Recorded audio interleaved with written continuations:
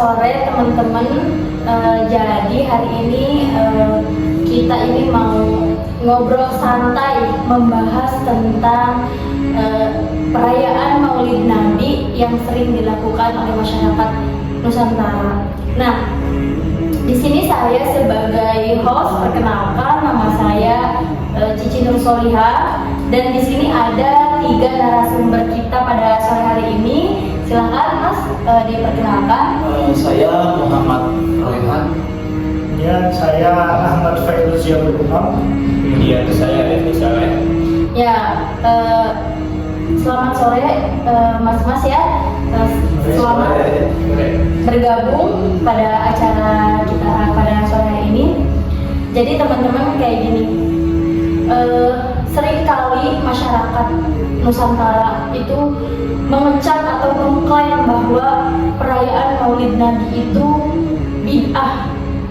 Nah, jadi saya ini di sini mau meminta tanggapan atau pendapat dari mas-mas yang ada di sini, gitu. Mungkin langsung saja ya, dari narasumber yang pertama, Mas Royhan, silahkan pendapatnya terhadap masalah Maulid Nabi ini dianggap sebagai hal yang bid'ah. Ya baik, terima kasih atas waktu yang sudah diberikan. Jadi permasalahan di sini yaitu kenapa sih Maulid Nabi ini banyak yang beranggapan ini bid'ah? Ya, itu. Sebenarnya permasalahan ini sudah mengakar dari jauh-jauh hari, sudah mengakar dari sana sini. Kita ini perlu mengklasifikasikan. Di sini kata kuncinya yaitu Maulid Nabi dan bid'ah. Apa sih yang terkandung di dalam Maulid Nabi tersebut? Apakah yang dimaksud bid'ah ini bid'ah sayyi'ah? Apakah dalam Maulid ini berisi hal-hal yang buruk? Apakah bisa membuat di dalam Maulid ini terdapat perbuatan syirik dan sebagainya? Padahal enggak. Kita kuak dulu, kita kita cari tahu dulu apa sih itu Maulid Nabi yang sebenarnya Maulid Nabi, bukan yang Maulid Nabi yang di dalamnya ini terdapat pesta, anggur-angguran dan sebagainya. Apa sih itu Maulid Nabi? Nah, di sini juga kita akan membahas lebih dalam.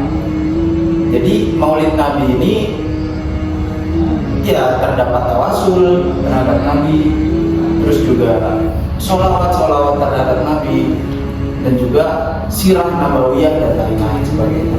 Membahas sejarah kisah perjalanan Nabi dari mulai kecil sampai wafatnya Nabi itu sendiri. Nah, terus apa sih? Kenapa sih orang-orang pada ngomong Maulid Nabi ini bid'ah? Ya mungkin mereka ini beranggapan bahwasanya Maulid Nabi ini tidak ada pada zaman Nabi. Ya mungkin hanya itu. Karena kan dari mereka wa kullu bid'atin dolalah wa kullu dolalatin finnar. Dia tidak mengklasifikasikan antara bid'ah mana nih. Ya mungkin mereka beranggapan bahwa Maulid ini tidak ada pada zaman Nabi, sholawat ini tidak ada pada zaman Nabi, merayakan hari kelahiran ini tidak ada pada zaman Nabi, tidak ada yang merayakan pada zaman Nabi. Ya mereka menganggap ini sesuatu yang baru, menganggap bid'ah. Nah, mereka berdasarkan dalil yang sudah masyhur, ya udah mereka beranggapan bahwa Maulid Nabi tersebut adalah bid'ah. Nah, bid'ah ini mereka tidak mengklasifikasikan bid'ah, ya makanya mereka menganggap bid'ah ini sesat. Jadi Maulid ini bid'ah, nah bid'ah ini sesat, nah tempat sesat ini di neraka. Mungkin seperti itu tanggapan dari saya. Jadi mungkin sebenarnya karena kesalahan beranggapan saja gitu ya. Jadi mereka beranggapan bahwa bid'ah itu karena tidak dilakukan Maulid ini pada zaman Nabi gitu. Jadi dianggap bid'ah. Nah, oke, selanjutnya Mas Umam silahkan untuk memaparkan atau mengeluarkan pendapatnya terkait masalah ini? Mengenai tradisi Maulid Nabi ya kita tahu bahwasanya Maulid Nabi ini kan merupakan tradisi yang sudah ada dari zaman dulu, tradisi turun temurun gitu. Kalau kita menganggap bahwasanya Maulid Nabi itu sebagai sebuah kebid'ahan, ya tadi dikatakan bahwasanya bid'ah itu apa sih? Bid'ah itu tadi dikatakan sudah sesuatu yang tidak ada pada zaman Nabi. Mereka itu ya orang-orang yang beranggapan seperti itu, segala sesuatu yang tidak ada pada zaman Nabi itu dianggap sebuah kebid'ahan. Hal ini merupakan salah kaprah. Kalau orang Jawa itu mengatakan bahwasanya salah kaprah, benar orang lumrah gitu. Ya, kalau kita mengatakan Maulid itu tidak ada pada zaman Nabi, ya kalau dari saya sendiri itu tidak benar. Bahkan Nabi sendiri itu juga memperingati setiap minggu gitu. Kalau kita ini kan memperingati Maulid Nabi itu kan setiap tahun kan, tepatnya ya kita sebentar lagi akan memasuki bulan Rabiul Awal. Biasanya di desa-desa itu mengadakan rutinan Maulid Nabi itu, mulai dari tanggal 1 Rabiul Awal sampai nanti malam puncaknya itu pada malam 12 Rabiul Awal. Nah, itu adalah tradisi masyarakat yang dilakukan oleh masyarakat yang menganut paham Islam Nusantara itu sendiri khususnya, atau tradisi yang kita sebut tradisi orang NU lah. Itu kan merupakan hal-hal yang sudah ada dari zaman dulu turun temurun, akan tapi kemudian disalah kaprahkan oleh oknum-oknum yang mengatakan bahwasanya Maulid Nabi itu sebuah kebid'ahan. Yang salah. Nabi sendiri itu saja merayakan Maulidnya itu setiap minggu. Dengan cara apa? Dengan cara berpuasa. Nabi sendiri itu setiap minggunya berpuasa di hari Senin. Ketika Nabi ditanya oleh para sahabat, kenapa engkau berpuasa di hari Senin ya Rasulullah? Rasulullah menjawab apa? Li'anna wulidtu fihi, kata Rasulullah. Karena wulidtu fihi, aku dilahirkan pada hari itu. Makanya aku merayakan hari kelahiranku dengan cara berpuasa. Itu adalah cara yang dilakukan oleh Rasulullah SAW. Ya, kalau kita mengatakan Maulid Nabi itu bid'ahnya dikarenakan di dalamnya itu mengandung unsur kesyirikan. Karena dalam Maulid Nabi itu kita membaca sholawat sampai-sampai mengagungkan Rasulullah, melebihi kita mengagungkan Allah sendiri. Kita sampai-sampai mengatakan Ya Habibi, Ya Muhammad, Ya Mustafa. Itu kan sebuah hal-hal yang memuji kepada Nabi Muhammad SAW, yang mana pujiannya itu dianggap sebuah berlebihan, yang mana bisa menuju unsur kesyirikan. Sebenarnya salah. Kalau kita mengatakan bahwasanya hal itu sebagai unsur kesyirikan, kalau orang-orang zaman sekarang itu kan banyak memanggil para kekasihnya ya, Mas Rifki Saleh. Contoh Mas Rifki Saleh memanggil kekasihnya dengan sebutan apa Mas Saleh? Bebek. Nah, Mas Rifki Saleh saja boleh memanggil kekasihnya dengan sebutan bebek gitu. Apalagi dengan Nabi Muhammad, insanul kamil. Beliau ini benar-benar sempurna. Masa kita tidak boleh memuji beliau gitu dengan kita menyebut Ya Habibi, Ya Mustafa, Ya Habibi, wahai kekasihku. Ini kan sebuah hal-hal yang benar-benar benar-benar dilakukan atas dasar kecintaan umatnya terhadap nabinya. Kalau kita mengulik kisah pada zaman dulu, itu di dalam kitab Ad-Dibai dijelaskan bahwasanya pada zaman Nabi Muhammad itu ada seekor unta yang sedang mengamuk. Unta tersebut emang gila, unta gila lah bahasanya. Kemudian unta tersebut bahkan sampai melukai orang-orang sekitar di situ karena saking gilanya, saking menggilanya. Karena hal itu kemudian para sahabat mengajukan kepada Rasulullah. Para sahabat mendatangi rumah Rasulullah, kemudian Rasulullah diberitahu, ya Rasulullah, di sana ada seekor unta yang sedang mengamuk ya Rasulullah. Kemudian di mana? Di sebelah sana, tepatnya di dekat pasar, kata sahabat. Kemudian Nabi mengatakan kepada sahabat, antar aku ke sana. Jangan ya Rasulullah, bahaya.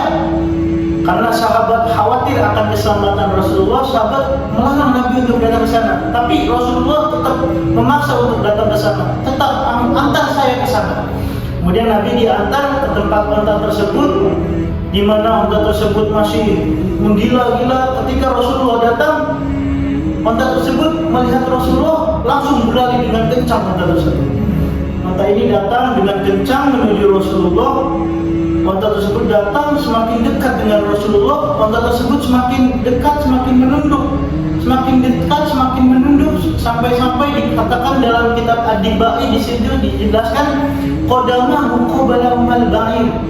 Sampai-sampai unta tersebut mencium kaki Rasulullah Shallallahu Alaihi Wasallam. Kalau kita bayangkan, kalau kita analogikan ya, unta saja, unta ini seekor hewan gitu, yang tidak diberikan oleh akal oleh Allah Subhanahu Wa Taala. Akan tetapi ketika seekor unta ini bertemu langsung dengan Nabi, unta tersebut menunjukkan sikap cintanya kepada Nabi, sampai-sampai mencium kaki Nabi Muhammad SAW. Bagaimana kita yang mengaku sebagai umatnya?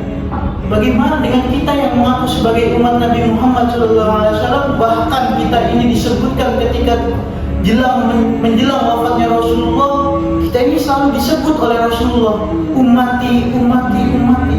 Kok kita tidak mau cinta kepada Nabi kita?